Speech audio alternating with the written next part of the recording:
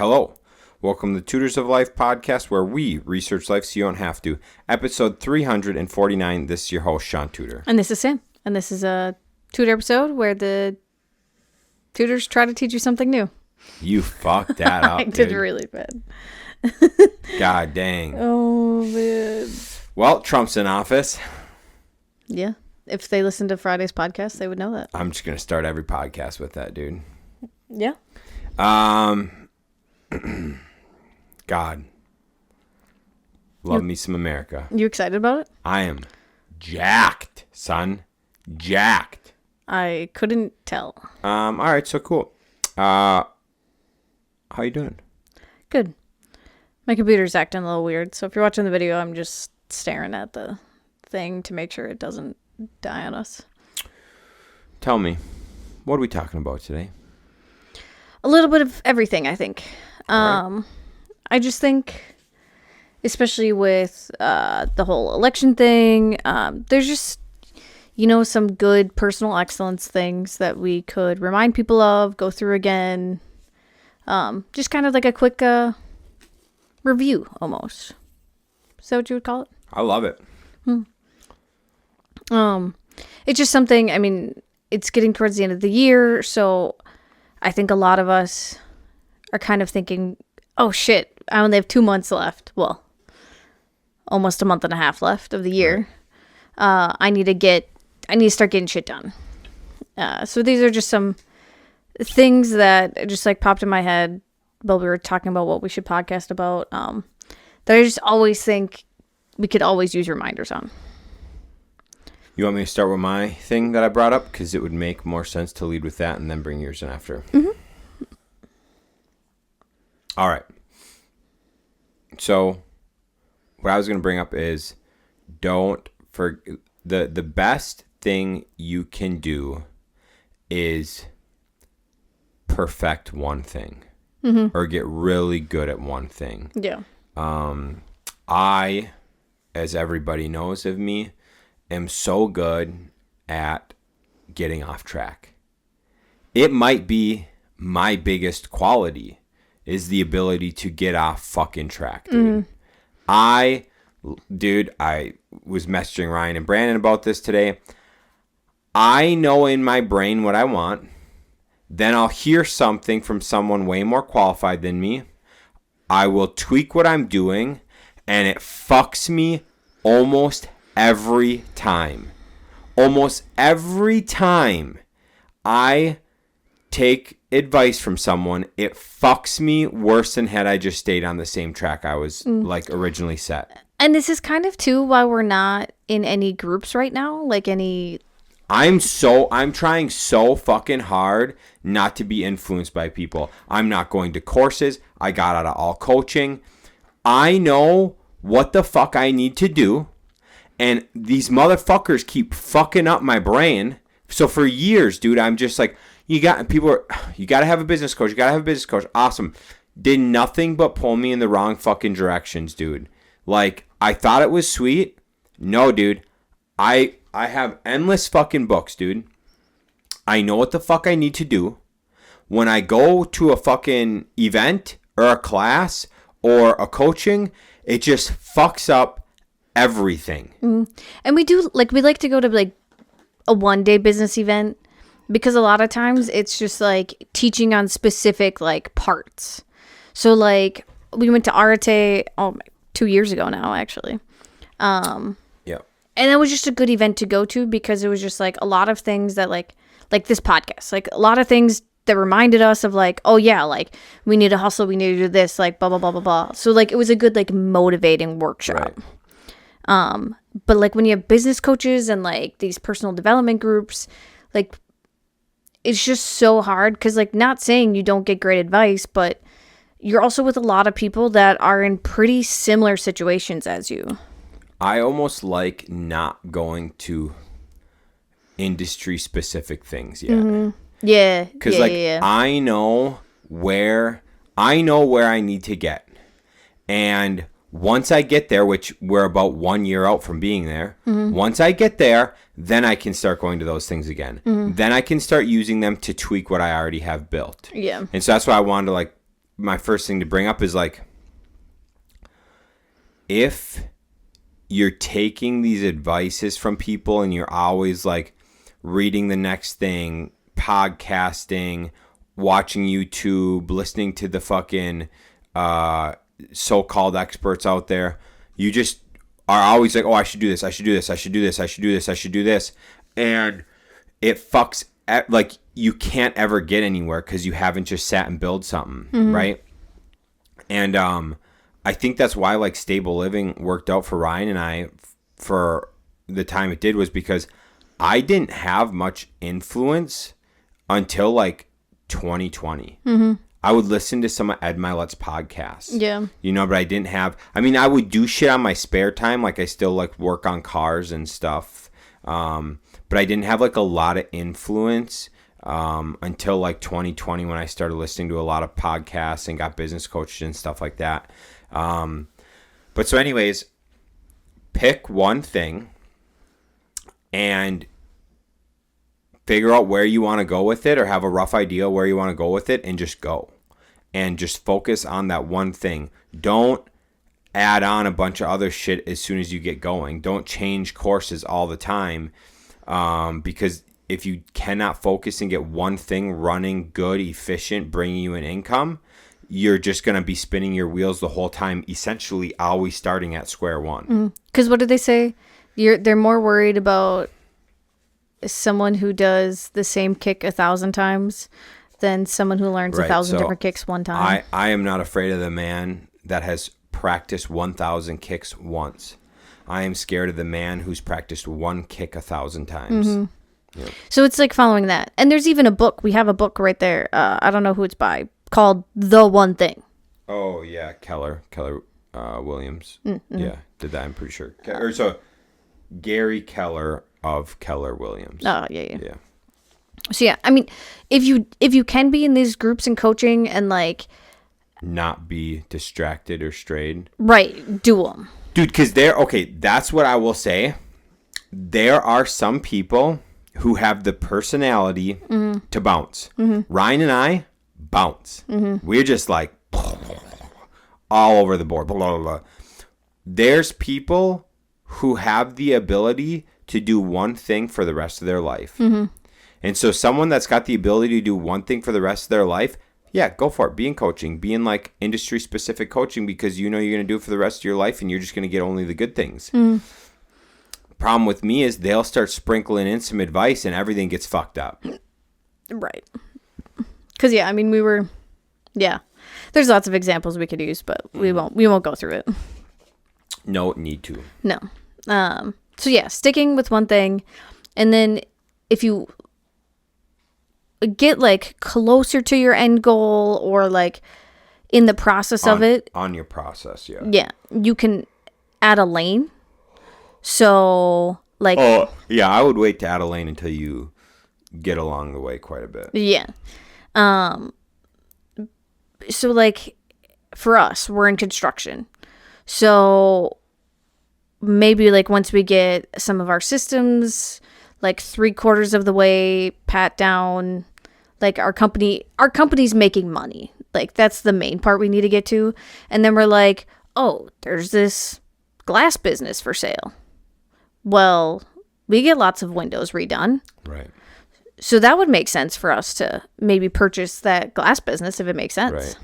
So like adding lanes that are very, very similar.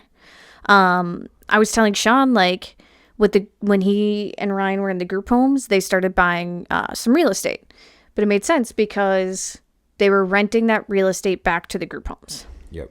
So it made sense because it coincided. It was another lane with stable living at the group homes. But then they started buying houses to flip. That was my fault. So group homes, construction. Didn't really make a lot of sense, I'll admit. 2 different bridges. Yeah, that was my bad because I really like construction, which at the end of the day, it makes a lot of sense for me to have sold and went construction. Yeah. Yep. So that was like, their business was at like a pretty good spot, but it still was 2 just completely different businesses that did not need to be together. So it's things like that. So if there's something similar that will add value to your already continuing company, then do it, as long as your business is making money.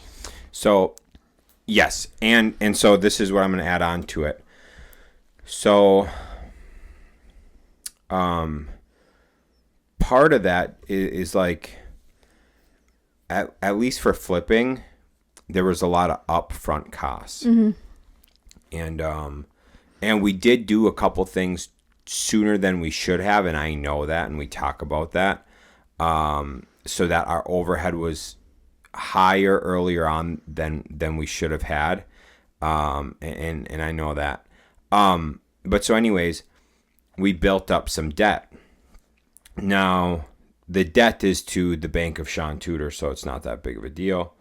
But it's still debt that needs to get paid back, right?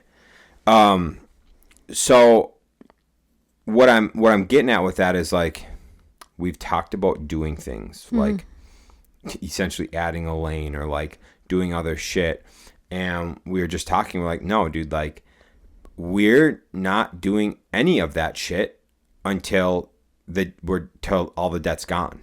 Till all of our debt is gone. We have a good savings account. Yep, good safety net built up. Mm-hmm. And we're still like making money. Like, I would say we have at least things booked out like 3 months in advance still. Yeah. So pretty much the idea behind it is, right, is like, don't put the cart in front of the horse. So we get out of the debt. We have a savings. And then we've got consistent income. And so once we've got those things met, well, now we're bringing in income, okay? Now, like, we're getting, at that point, like, roles are solidified, responsibilities are solidified, things are operating how they should be. Could look at replacing positions, adding a sales position, whatever, and, like, pulling people out. At that point, when everything's paid back, you got your savings, you're operating well, you've got systems down for the size you're at, you're looking at starting to replace some duties, that is when you could look at doing adding the lane thing. Mm-hmm. But the thing that, like, you want to be careful on in the shiny object thing is, like, it's very easy to get to see something and go, oh, I'm going to go for that. Oh, I'm going to go for that. I'm going to do that. Or, like, there's a dump. Like, we don't have our dump trailer full all the time. Mm-hmm. Like, sometimes we got to put a bunch of, like, shit in the garage, finish up what we're using dump trailer and dump it, and then whatever, right? And so sometimes, yes, it's inefficient. But do we need another dump trailer? No. And, like, I'm on Facebook and I see 2 for a pretty good price, and I'm like, this is a good price, we should just buy it. And then it's like, okay, well, do we actually fucking need it? Mm-hmm. No. Then why the fuck, you know what I'm saying? Like, right, because of worst case, like, if our dump trailer breaks down, we'll just order dumpsters to go to the job sites that we have lined up until we get a new one. Or how many people do we know with dump trailers we can rent? Or 100%. Roll-offs? Yeah. Like, 3 of our friends, so 3 direct friends we can call, and if those 3 can't help us out, then we can just call a roll-off company. Mm-hmm. It ain't, you know what I'm saying? Yeah. It's so, and the same thing goes with a car hauler. Yeah. I wanted a car hauler, and Sam and I were talking about me, like, saving up and getting a car hauler and, like, buying it with the business, and then we find a guy who rents car haulers for the day for $85. And I was like, well, fucking insurance is going to be however much every year. Registration is going to be $150 a year. Like, and then not to mention, I got to drop $4,000 on the trailer. Yeah. And so I'm like, how many times can I go use? I use a car hauler 3 times a year, 4 times a year. If that. There's, like, I could use it. You would want to use it 3 or 4 times a year. Let's go with that. All right. I could find a way to use it 3 to 4 times a year. All right. But this year you've only used, this would be the only time you would have used it. Exactly. Yep. And so you look at that and it's like, well, what's your payback? Fucking infinite. Mm-hmm. And we've talked about getting it like mini hoe, skid steer, etc. Here's the deal. We got guys who have a mini hoe and a dingo that we just pay them to operate it. And they have a trailer. And they got a trailer. They do all that stuff. We got guys who do this, have a skid steer. We pay them to do our skid steer work. And it's like, we need a skid steer maybe like once every other month. Mm-hmm. And we need a mini hoe like maybe once a month.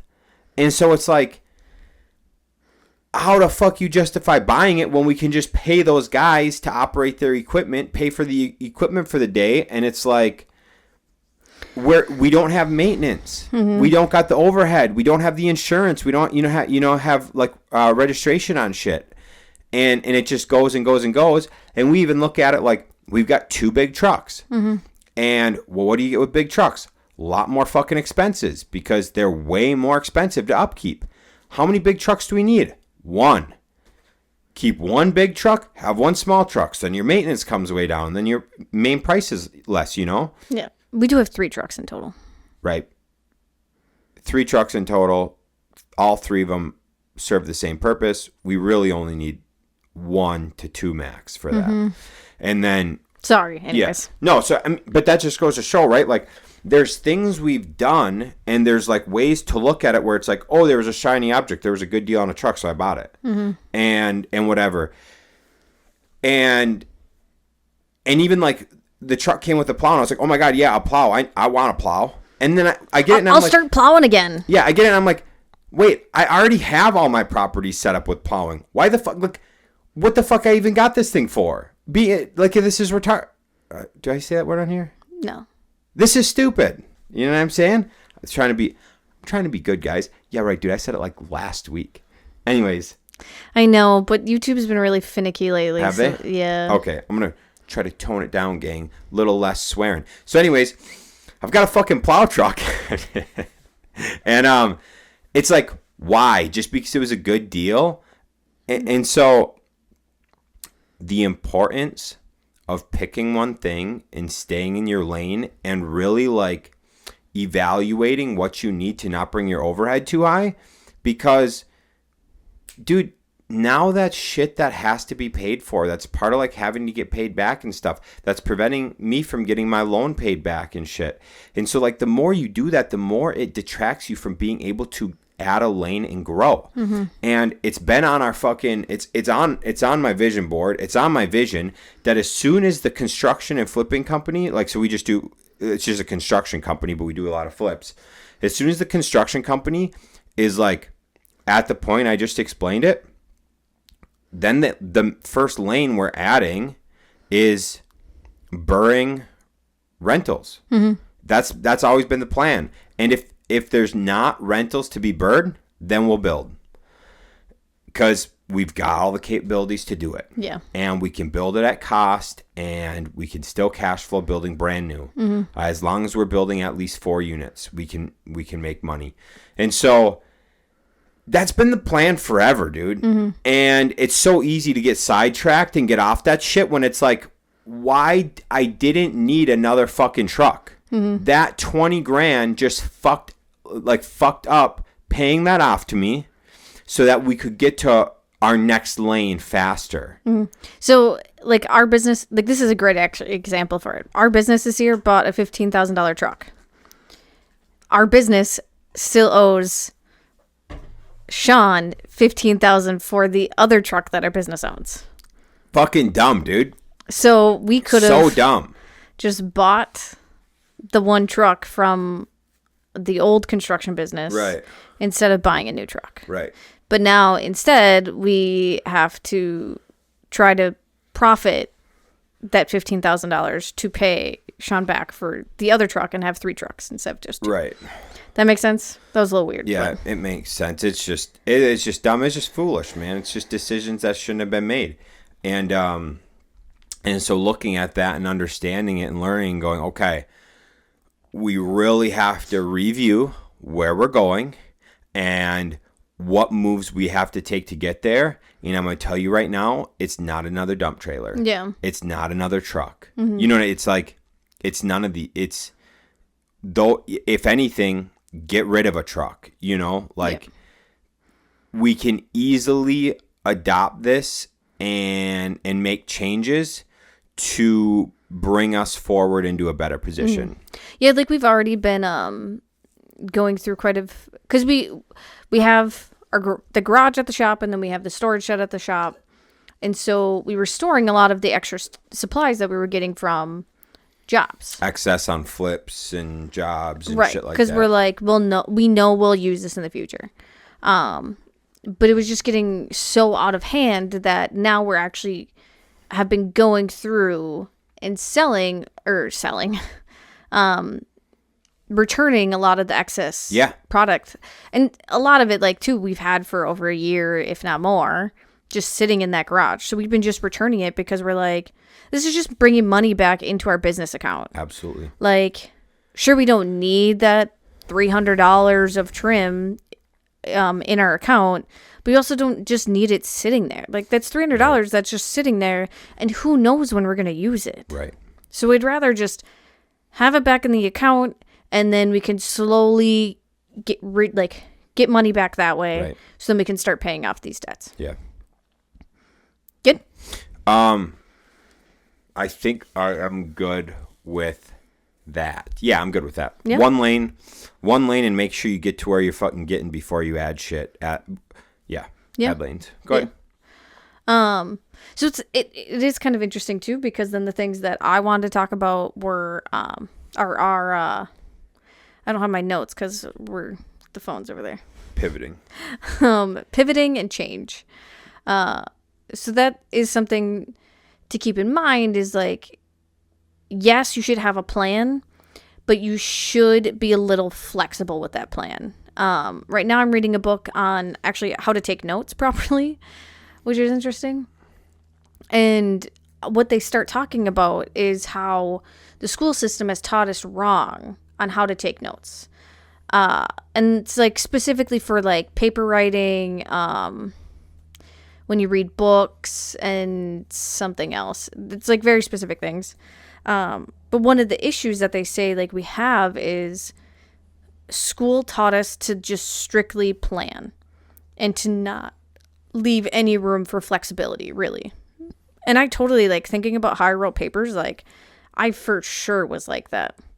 But you have to think, like, you need to leave a little extra space in case of, like, you have new ideas, because you could be reading information from a different paper than you were reading before, or a different book than you were reading before, and be like, just a new idea could pop in your head, like, oh shoot, like, we were doing it this way, but we could be doing it this way, and it could just be a slight change.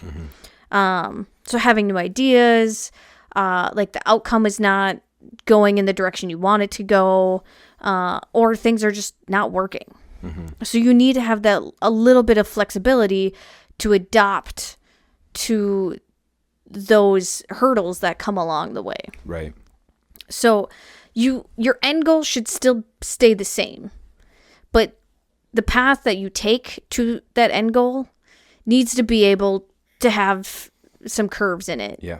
And you're going to hit some forks in the road, and you need to be able to figure out the correct paths to go into. Right. Yeah. I mean, one thing we did where we swerved a little bit is like, we started out with just flipping, and we kept getting a lot of calls to do customer work, and we did a couple customer jobs. Like, no, we're going to stay with flipping. Well, we weren't doing a lot of marketing, and so we weren't getting a ton of deals in that like hit our buy box.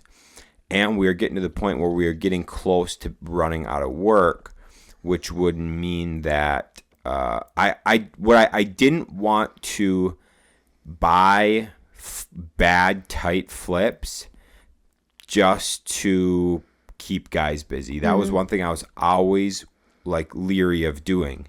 And so what we decided, we kept getting like calls for customer work. So we're like, hey, we'll take customer jobs based on word of mouth. That gives us essentially the money we need to keep running the business, but at quite a significant lower profit margin. But there's no, like, doing that, there's just so little risk. There's like, essentially, because we've got a bunch of subcontractors we use, And the subcontractors do a lot of our work as long as we keep them busy. Like, they don't do a lot of marketing themselves as long as we can keep them busy. So we essentially just act as a general contractor, keeping them busy. And so I didn't want to lose good guys when we didn't have flips. So I was like, well, if the business bills can keep getting paid, the guys keep getting work, and maybe we'll make a little profit on top, I'd rather fill in our gaps with that than flips that are tight. Slim. And it was at a time too where we had 1 or 2 big flips back to back. Yeah, that were draining the account. Yeah. So, I mean, they were draining the accounts. Shaun and I were putting lots of money into, and Kyle, we were putting lots of money into the business to just keep us going until we sold the flip to then we could get all of our money back right away. And it was just like 2 years of just the up and down of that. And it was just like, customer work might be nice just to have something consistent coming in. Yeah, consistent income, which, you know what, is kind of fucking nice. It is kind of nice to have, like, essentially now kind of how we have it set up is we got a few guys doing customer work almost all the time, keeping like the lights on. And then we've got a few other people who will pop in and do flips for us to get us our good profits. Yeah. And so it's kind of nice to just know, like, we usually have people out there keeping the lights on, and then we get other people who make us our profits. Yeah. So, and honestly, that's kind of what we discussed. We discussed it multiple times throughout the business of, like, we need to keep the lights on, and then we need to have something for good profits. And that's what we kind of came up with. But I mean, that was a pivot we made from doing just strictly flipping. Yeah. But that also was a pivot we made as we grew our team. Yeah. Like, we grew our sub list, independent contractor list and stuff. And we're putting really good people on this list. And I'm like, God, the last thing I want to do is lose them to a different general. If we can't keep these people busy, they'll go find another general. Yeah. We got a couple guys who were with another general before a couple years ago, and then they went and did their own thing for a while, and then they came to us. So if we didn't have work for them, they'd just call that general back. Yeah, 100%. So yeah, it's just kind of like that. Like, we've got talent, we've got really good talent, and we can provide a really good product. And I don't want to lose those capabilities because,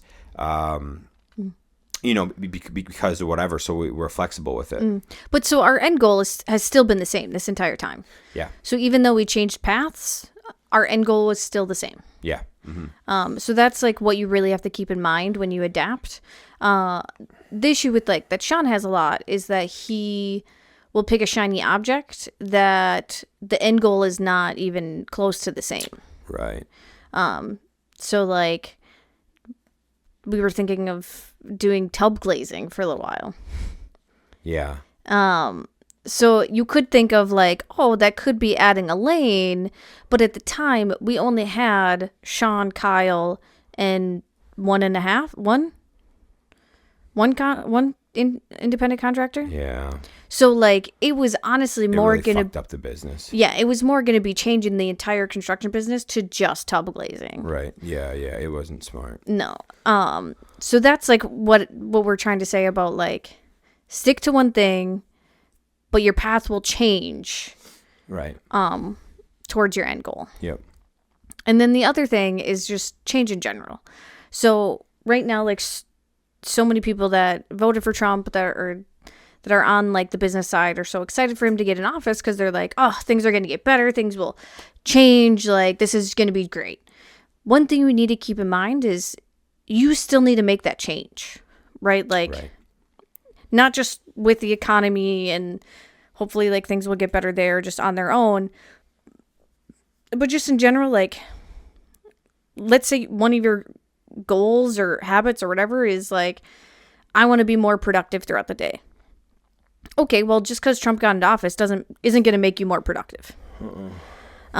Just because you're motivated right now because you're excited for what's coming up next year doesn't mean that change will happen. Right. You could have a temporary change, but it won't be permanent. You need to actually physically put in the effort and change your mindset, everything, to make that change happen. Shaun and I have talked about it. Like, we've had app timers on our like social media apps, and whatever. Sometimes it works, sometimes it doesn't. But like this past week, I completely deleted YouTube off of my phone because I needed that big change of like, I want to stop scrolling on my social media apps. So like, I need to make that change and like physically take them off my phone. Like, I can't even have that temptation, nothing. And so you need to like put in the work to make that change happen. It's not going to just happen to you because you want it to. Right. I mean, we know quite a few people that tell us all the time, like, oh, I want to get in shape. I want to do this, blah, blah, blah. And it's just like, okay, like, what have you done to get to that goal? Right. Oh, nothing. Well, I've looked into some healthy meals. Okay, did you like buy anything? Did you actually cook yourself anything? Right. Or did you buy all the food, put it in your fridge, you were too lazy to make anything and went out to eat still? Right. So you gotta like actually put in the work and the time to make those changes happen. Yeah, absolutely. Mm-hmm. That's what I got. I love it. Yeah, the last thing I'll say with it is like time. So we were talking to Sam's nephew today at a birthday party, and he was telling us the time he spent on Fortnite. Is your thing down? Nope, I'm good. You're just not close to it. Oh, okay. So telling us the time the amount of hours he spent on Fortnite. And I was like, hey, buddy, just so you know, like that amount of time you spent doing that, if you went and mowed your neighbor's lawns or shoveled their sidewalks, the amount of time you spent on that, you could have made 10 grand. And he's like, oh my God. I was like, do you think of what you could do with 10 grand? He's like, I could buy more stuff for the video game. And I was like, no, because then you wouldn't be playing the video game. But it's just something to think about. Like, you know, the average like screen time is 7 or 8 hours a day. Yeah, something like that is what you said. Yeah, and you know, that's not dedicated like, oh, the screen's on. It's like it might be the TV playing in the background, might be watching a YouTube video or whatever, right? Mm-hmm. But a lot of it's scrolling and stuff.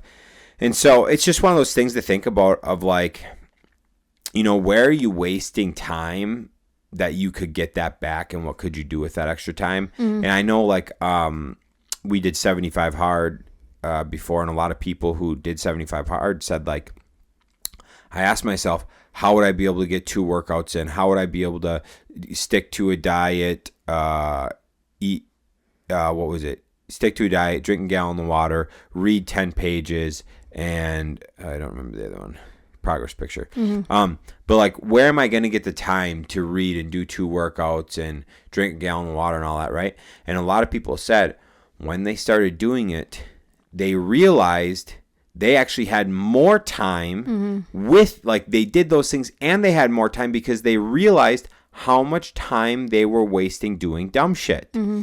And so they're like, oh my gosh, I actually have more time and I'm doing more things because I cut out the stuff that wasn't necessary.